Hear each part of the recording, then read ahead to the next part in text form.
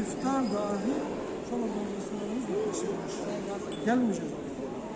Şu an her ne kadar insanlar gelse de bazıları da kalmayı tercih edecek.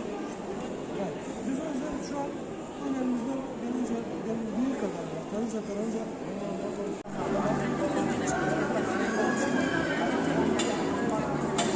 yani şu ben bilmiyorum ama şimdi şöyle başka bir merak ediyorum.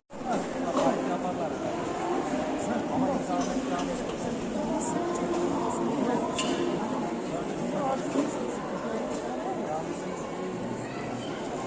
Kaç kişisiniz?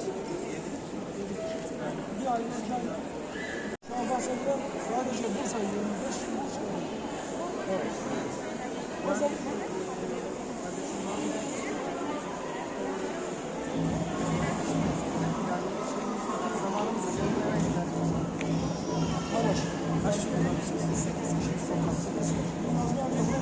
Maraş'ta İslam'da bir abimiz var.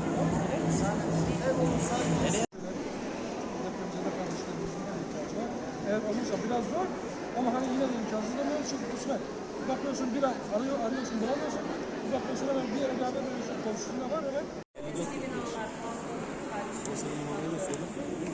İsim neydi abi? Mennan. Hatay Kırıkhan'dan gelmişler. Yıldırım'da. Hangi mahallede oturuyorsunuz? Ramazan. Burada. Öyle burada. Bir bakabilir miyim?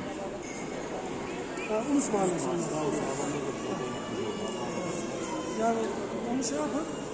Yani şimdi şöyle biz buraya gelmiş büyüklerimize de arkadaşlar bizleri görüyoruz.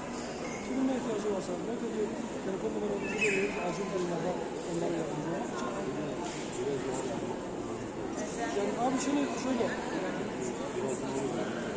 yardım dernekleri var. Biz bu bilgileri onlara vereceğiz. Onlar da senin imkanlarını göstereceğiz. Abi bak şöyle